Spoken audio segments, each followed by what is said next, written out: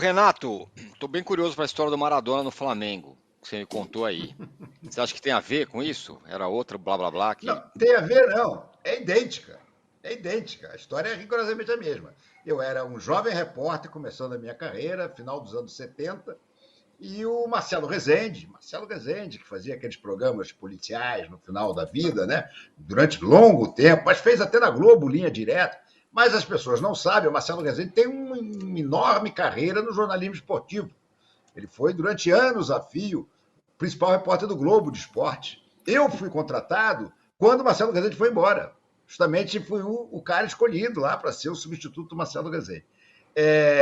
E o Marcelo Rezende era um cara muito criativo e muito fuçador também, vamos dar os méritos aí.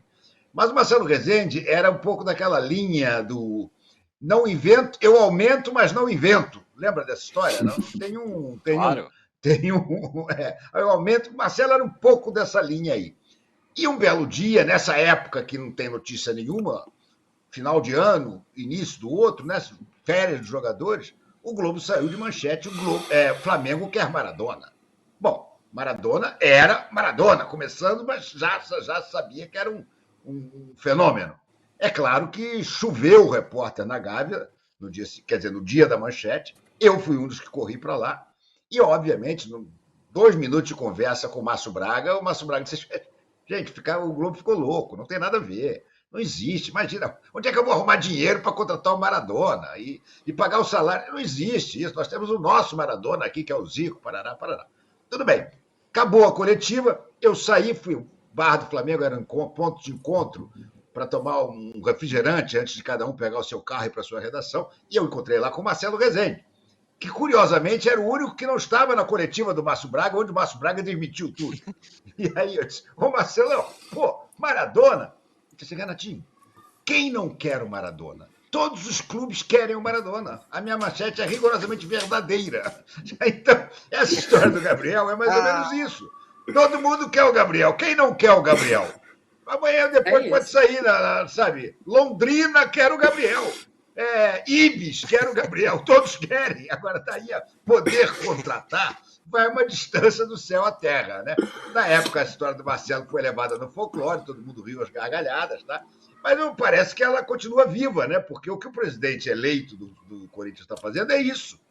Inteligentemente, como falou a Marília, ele em momento nenhum diz que fez uma proposta, mas aí ele fica com esse papo de que o Gabriel cairia como uma luva na camisa do Corinthians, que ia ser mais feliz lá.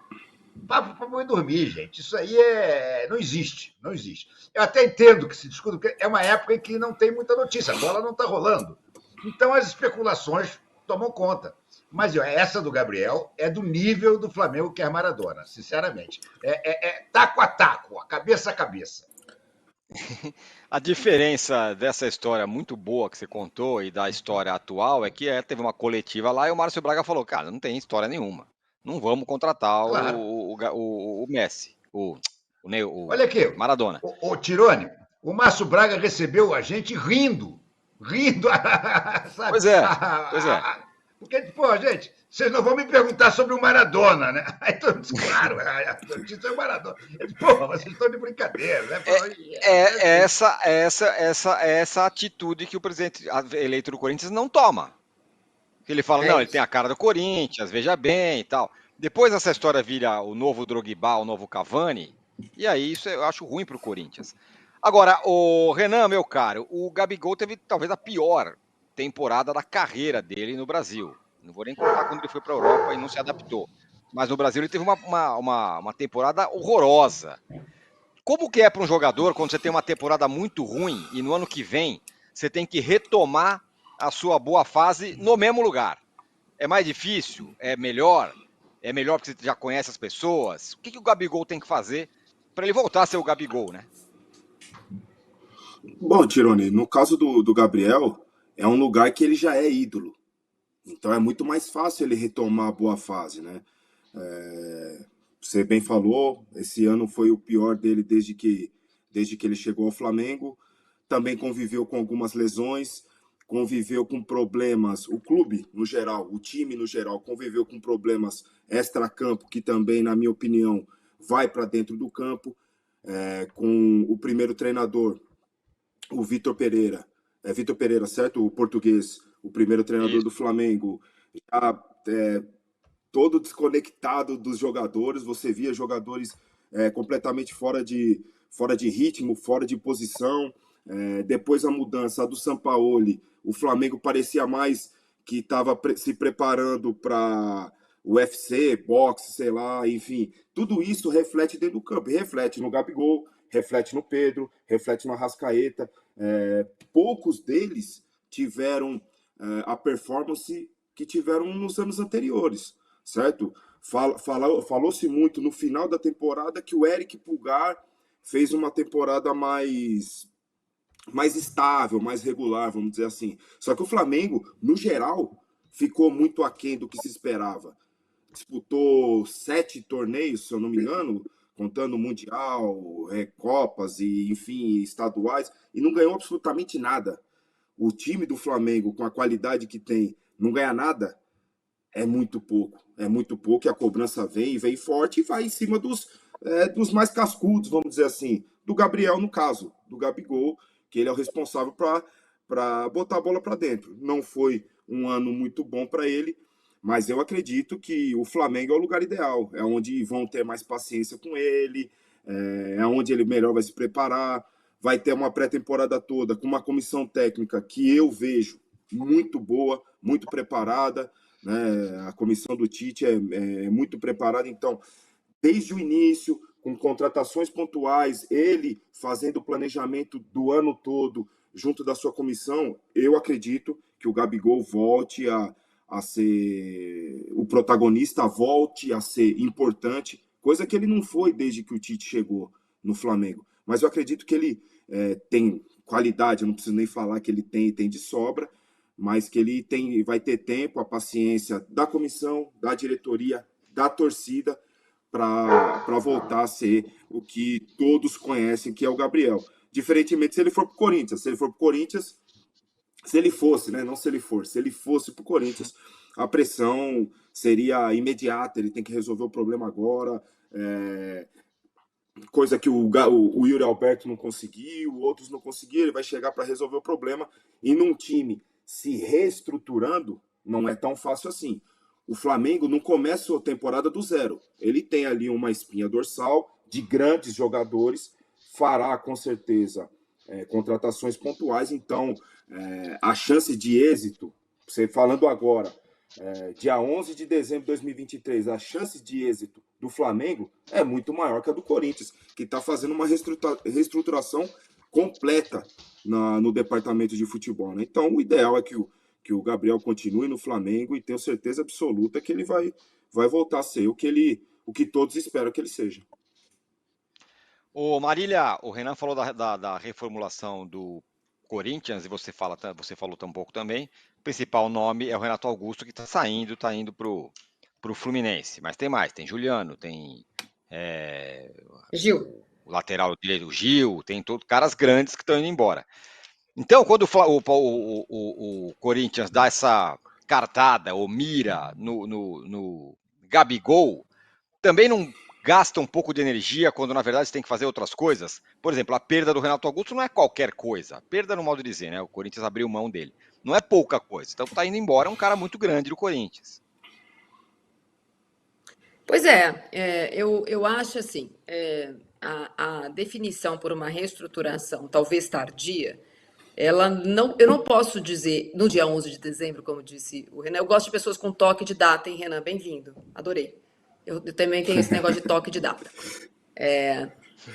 Não dá para dizer agora que ela foi bem feita. Só dá para dizer que ela foi bem feita quando os reforços chegarem. Ontem, o Augusto, eu estou colocando tudo entre aspas, porque está na boca dele, eu perguntei se ele ia contratar elenco ou se ele ia contratar titulares, porque ele está perdendo vários titulares. O Corinthians está perdendo vários titulares neste fim de ano. A resposta dele foi que o Corinthians vai contratar titulares. O Corinthians tem, nessa janela, vai perder 2 zagueiros que foram titulares, ou como zagueiros, ou no caso do Bruno Mendes, ele foi boa parte da temporada titular como lateral direito. O Corinthians, no meio do ano, tem que devolver o Lucas Veríssimo. Então, o Corinthians não tem zagueiro. por exemplo, para jogar no dia 21 de janeiro, quando começa o campeonato estadual. Segundo ele, essa reformulação vai chegar. Mas ainda são frases desconexas que a gente não consegue saber. O Renato Augusto a gente passou o ano discutindo se valia a pena renovar com o Renato Augusto. Alguns acham que sim, outros acham que não, outros veja bem, se fosse só alguns jogos. Então, só a decisão de não renovar com ele, ela não é só criticável, ela é criticável, de novo, assim como eu usei o exemplo. Se você não renovar com o Renato Augusto e para o lugar dele contratar a Marília Ruiz. Aí a torcida vai falar, mas poxa, como assim? Como é que você tira o Renato Augusto, que com as contusões que teve nessa temporada, foi titular e contrata alguém que não está nem perto do que ele poderia fazer durante a temporada? Eu acho que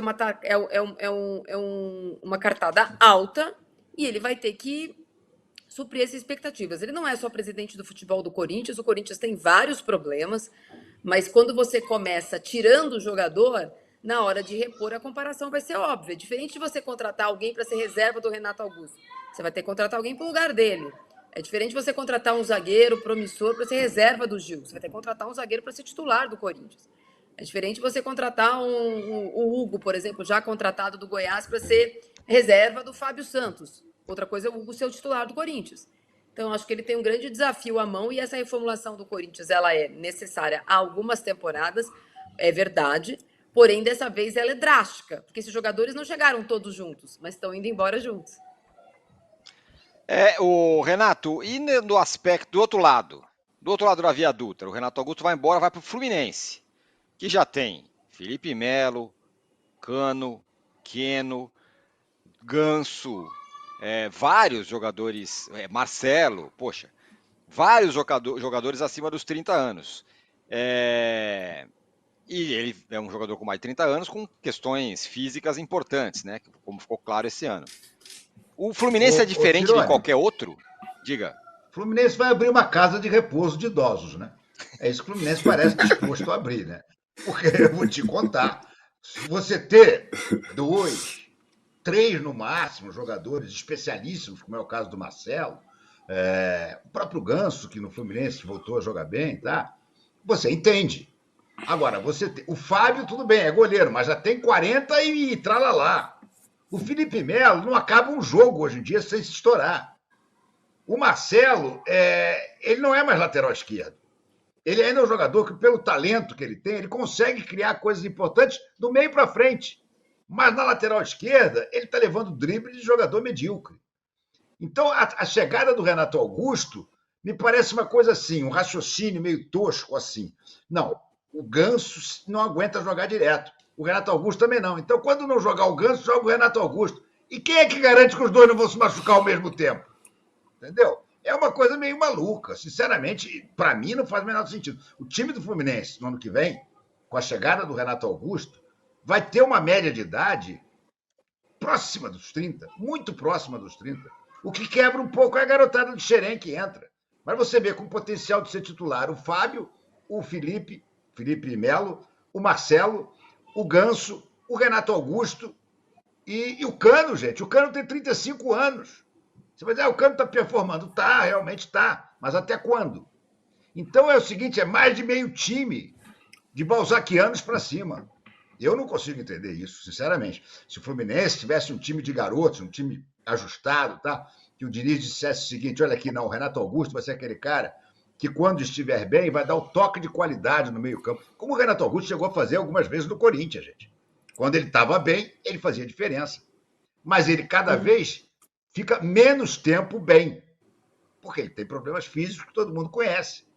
Então eu não sei qual foi exatamente a taxa de utilização do Renato Augusto no Corinthians nesse último ano, mas muitas vezes ele ficou de fora. E muitas vezes também ele começou o jogo e não conseguiu acabar. Eu, sinceramente, não consigo entender. Agora, tá negócio, ganhou a Libertadores, o Fernando Diniz é o técnico da moda agora, né? E agora com essa confusão toda na CBF, imagina, aumentam as chances do Fernando Diniz continuar como treinador, porque tem muita gente que é fã dele para a seleção. Se o Edinaldo não volta, o próximo que assumir pode dizer, não, o Ancelotti não vem porque o Ancelotti estava acertado com o Edinaldo. Vamos de Fernando Diniz mesmo. Não sei, cara, mas eu acho essa contratação do Renato Augusto absolutamente sem sentido para um clube como o Fluminense, que já tem um elenco tão envelhecido. Ô, Renan, isso se explica só porque é o time do Fernando Diniz? No seguinte sentido, que é um time que joga muito diferente de todo mundo, sei lá, se cansa menos, o Diniz consegue explorar melhor a técnica dos seus jogadores. Por que você acha que no Fluminense isso, pelo menos até aqui, funcionou?